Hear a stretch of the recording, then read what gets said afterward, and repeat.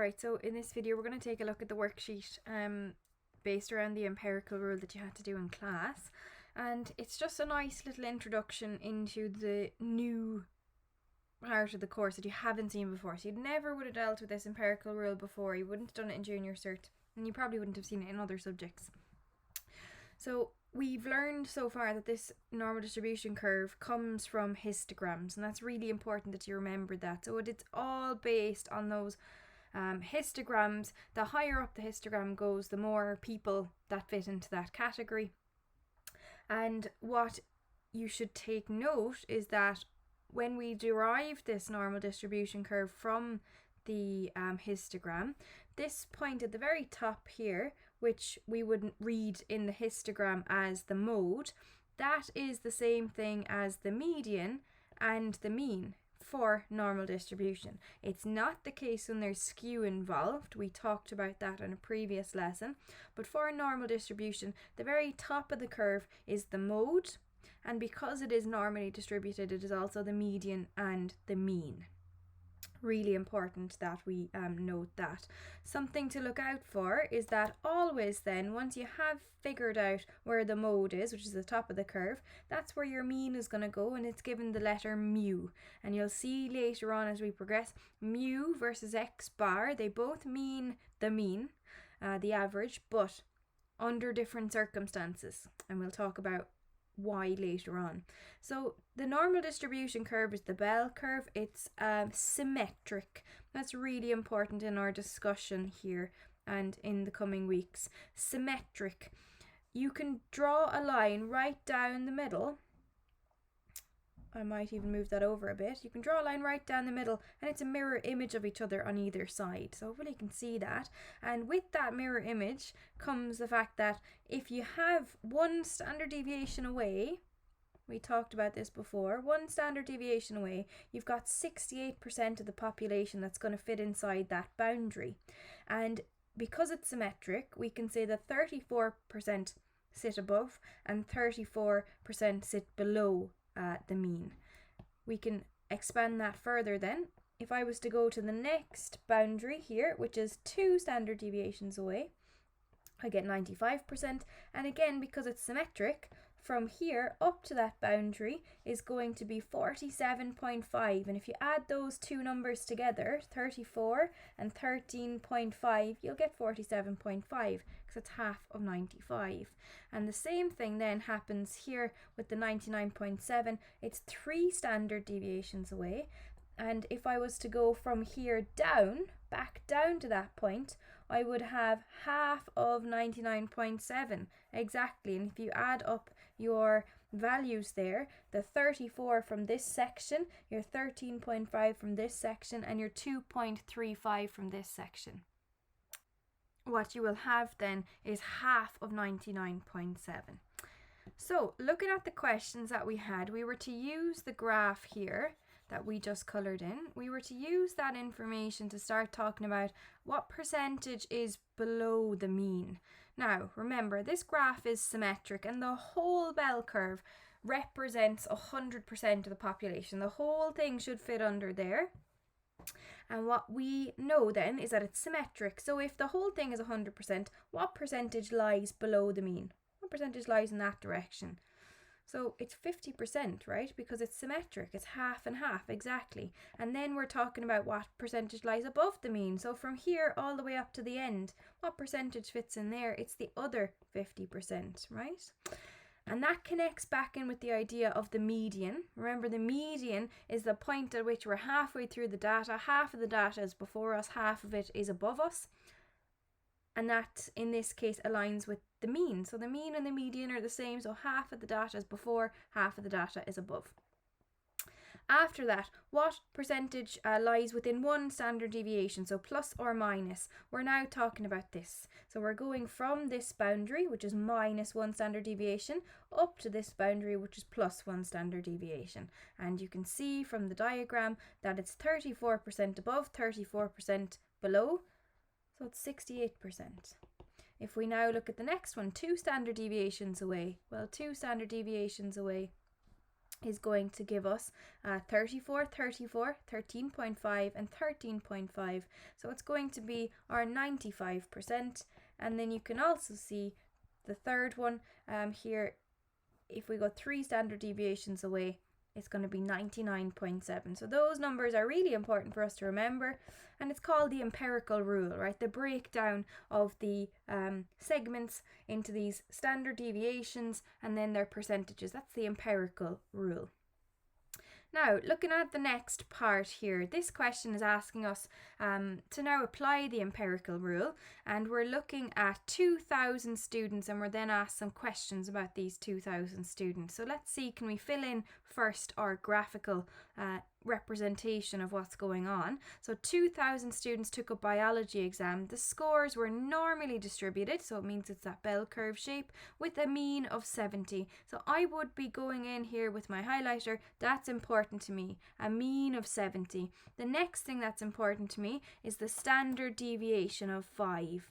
It then says label the mean and the scores that are 1, 2 and 3 standard deviations away from the mean, and answer the questions on the following page. So what we know about this bell curve is that the highest point on the bell curve links back to histograms. The highest point in the histograms is the mode. If it's the mode in normal distribution, it's also the mean. So I know that this point right up here is my mean, so I'm going to write that in here. That must be the 70.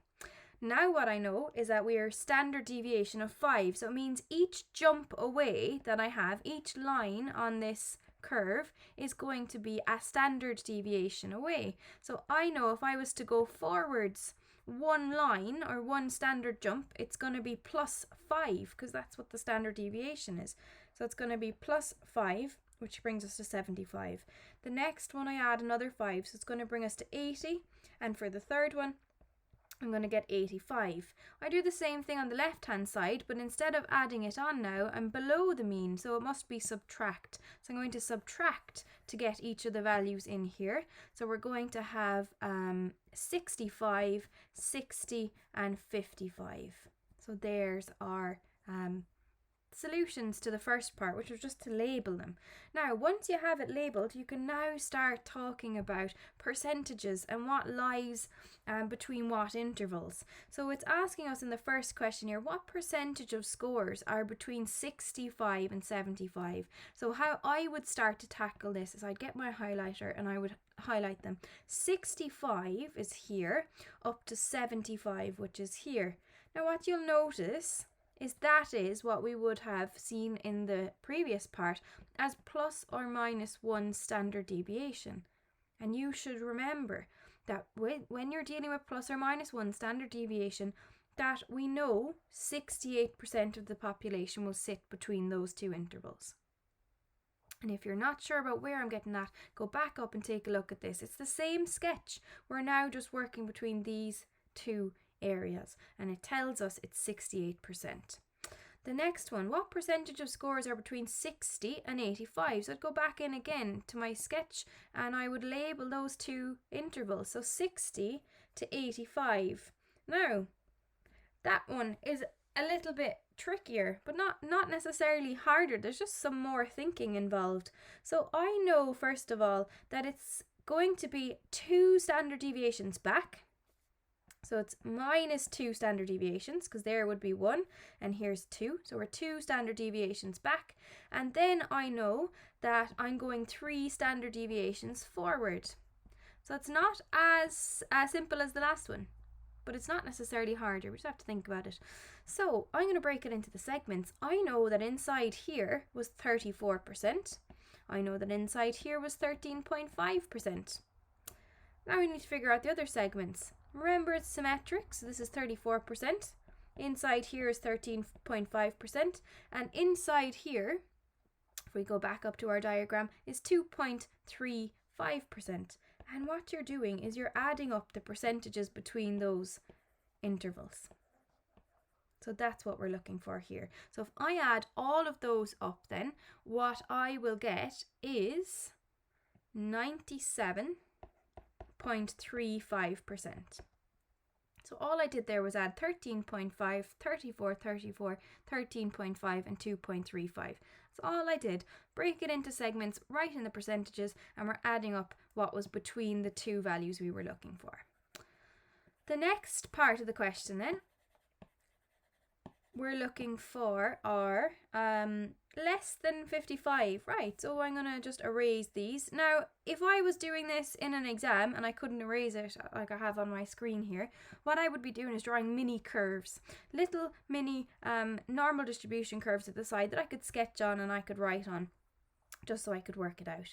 Now, below 55 or less than 55 is going to be this segment down here. Okay, now thinking about what that segment is, remember that is the 3 standard deviation mark here. That's minus 3 standard deviations, and this is plus 3 standard deviations. And what we know is that within those boundaries, so if we were between those two numbers, within those two intervals, I would have 99.7% of the population. Okay, that means that outside of it, in both of these two regions, in both of the yellow regions, I must have 0.3 between those two. That has to both add up to 0.3%. It has to. And 0.3% is broken up between those two segments.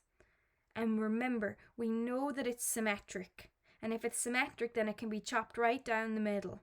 And if that's so, then that means that this part down here is 0.15% and this part up here is 0.15%. And what we're interested in is this guy.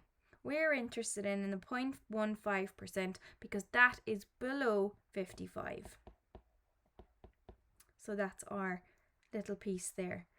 The next one, similar question, but we're asked to work the other way. Okay. So you really need to study those numbers for the empirical rule, and you need to keep remembering and keep recalling that you have symmetry. And if it's symmetry, then it can be broken right down the middle. Now, let's look at the next one. It says above 80 or greater than 80. Okay, so again, I'm going to go back. I'm going to label it. I'm going to say, right, I'm looking for this segment up here. And what I know about 80 is that it was 2 standard deviations. Remember, this was 1 standard deviation above. This was 2 standard deviations above. And we're now looking for, right, this up. And what I know is that up as far as 2 standard deviations, if I was to just do 2 standard deviations above and below, I know the region that fits in here. I know that that was going to be 95%.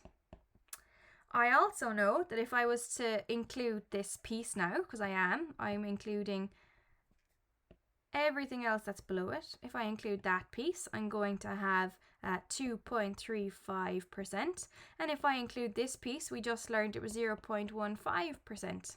And if I add up all of those and subtract it from 100, because remember the whole curve is 100, I'm going to get what's left over here.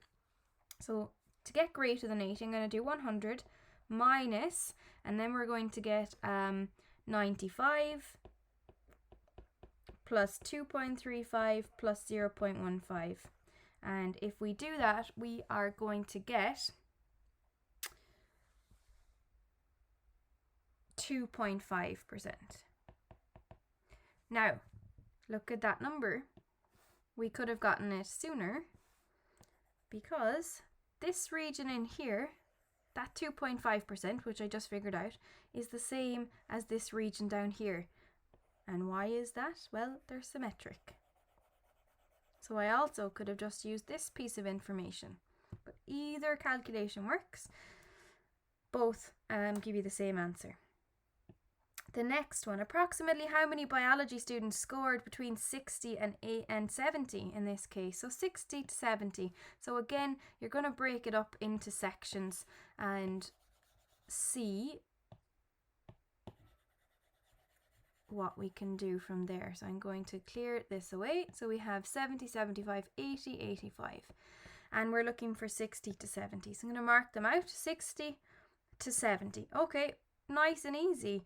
Now, this is 34 and this is 13.5. So we can add those two together, and when we do, we get it's 47.5% of the population. But look at the difference in the question this time. The question isn't asking for what percentage, it's asking for how many students. So what you know, if we go back to the question, what we know about the question is that we had 2,000 students taking this exam. 2,000 students, and what we know is that 47.5 of them got between 60 and 70. So think about that, 47.5% of 2,000. That's what we're looking for. So all you're going to do in your calculators is 47.5% by 2,000. And if you do that, then you're going to get 950 students. So there's a slight change in the wording of that question, so watch out. Approximately how many biology students scored between 55 and 60? So again, go back up, look for your boundaries. 55 and 60. So I'm going to go 55 is here, 60 is here. Well, we know that this segment down here is 2.35%, and I'm getting that from the empirical rule that we had at the start. So 2.35%, and again, it's not what percentage, it's how many students. So I have 2.35%, 2.35% of 2,000. And if I work that out, I'm going to get 47 students.